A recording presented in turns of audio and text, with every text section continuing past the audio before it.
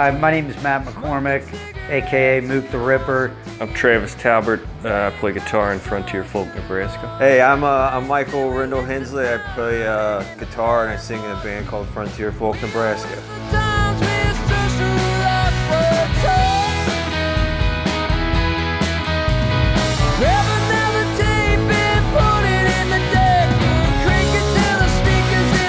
This is a deluxe reverb that I've had for probably like 15 years or so. I just bought it off of eBay. My main rig, and it's pretty much been the last probably 5 to 6 years, has been coming through this Fender Deluxe as far as like amplifiers. I switched between Mesa Boogies and Fenders over the last 10, 12 years and kind of settled on to this Fender Deluxe for being a workhorse amp. But they sound cool. It's 410s. And then the amp, I got to look at it to even tell you what the model number is. It's an Ampeg SVT 3 Pro. This is the guitar, the SG. I mainly like to play it straight through the amp, but I also have some boost, this like micro amp gain pedal and some other boosts just to get like that extra bite or cut through, because I'm not really the show off guy. I play the rhythm, and then I like to dig into some solos like the Neil Young or something. So I gotta have those extra pushes.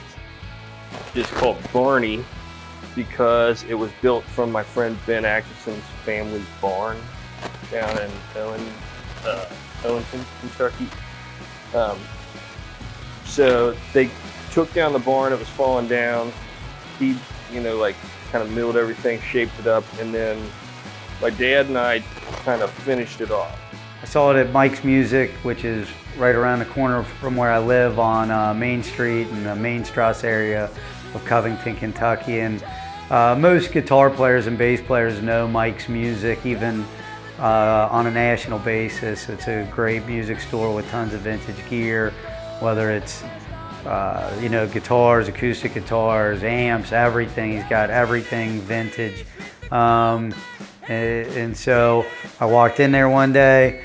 I'd never seen a Gibson Ripper. I don't even think I knew what it was, and just saw the name on it, sat down and played it, absolutely loved it, and it's been my favorite piece of gear ever since.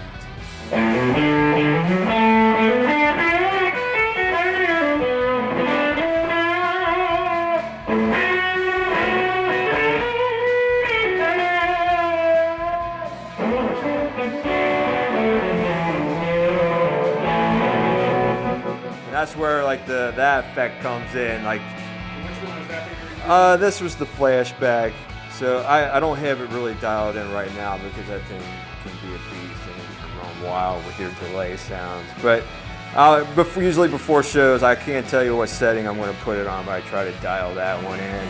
And I like the chorus pedal too, when just playing like just chords and singing over top. So it's just nice, like it's nice little texture to it. I always leave the color switch on because when you do that, it's a little too aggressive, and then I'll just kind of like, if I want like that, I just crank it up. And so like I normally leave it like right at 12 o'clock though. This is just like a Boss CE2.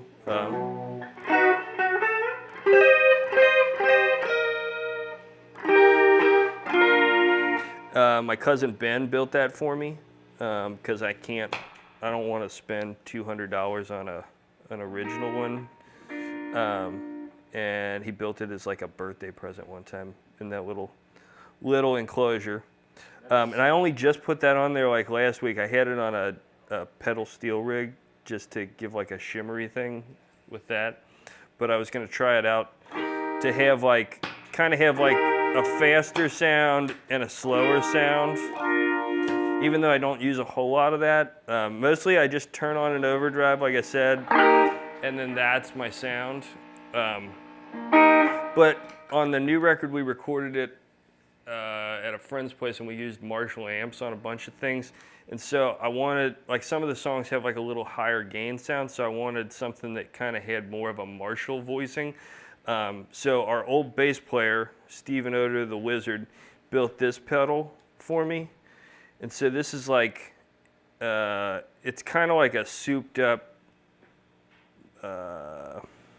big muff kind of, like a higher gain kind of situation. But I use this one and it gives, it's a little more like, I don't know, it's a little less like boomy sounding, which I think a Marshall amp sounds better for what it is like overall, but I don't think it's as, like, you can't cover as much space with it, to me. Gotcha. So that, I normally, like, I just do the same thing. Like on the newer songs, I turn that one on, and then I'm doing the same thing that I would do anyway, where it's like, the clean sound is from turning down the volume. That's always my clean sound. I don't turn an overdrive on and off during a song, if that makes sense. And then if I want like big delay, I physically walk over to the reverb knob and I crank it. That's my delay or reverb.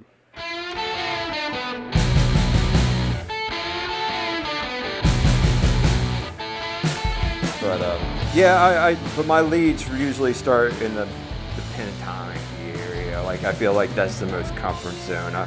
As longer the shows go, that's when I start to feel a little bit more.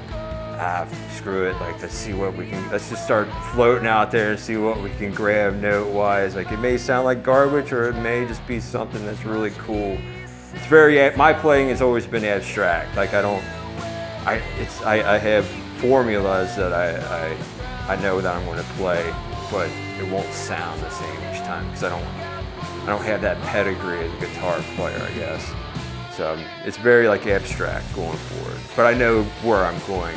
I know where my starts are. Like a lot of these. You got the starts and stops. I'm the same way. Yeah. Starts and stops. Everything in between is. Right. That's me. That's my playing. I've been playing guitar and kind of quote unquote lead guitar for a few years, and I don't really like being the person that has to be the entertainer. I like to kind of sit back and get into the groove with the drummer. And it took me a while to learn how to do that, but once I did learn how to do it, it's funny that there's a teacher, a music producer at Cincinnati State, Mike DeCalvey, who really kind of taught me how to do that and kind of how to get in with the kick drum.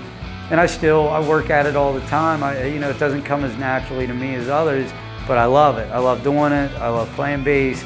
The locking in with the drummer to me is fascinating in a lot of ways. To me, it's kind of like the drummer and the bass player create a canvas that the guitar players and singer and keyboard and trumpet and anything else can kind of paint on top of. A few years ago, I started doing open tunings. First, like when we were making a record, to kind of double parts to beef it up, and then like when we started recording stuff after that, I just started using the open tunings just to kind of break out of my own habits, have different voicings that I wouldn't have, like you have to rethink how you're going to approach the fretboard. So I felt like it would break some of the things that I would normally play, and I think in a lot of ways it has. But like now the whole new record, basically I'm in this tuning, so I have this guitar for newer songs. Recently, back in November, we released a new full-length album, and that's pretty much what we're going to be doing this year, is pumping free. It's called Freaks, and this is our record that we just recently did, and this is the time where we're going to be out a lot more than we are in like January, where it's cold and snow and stay home, right?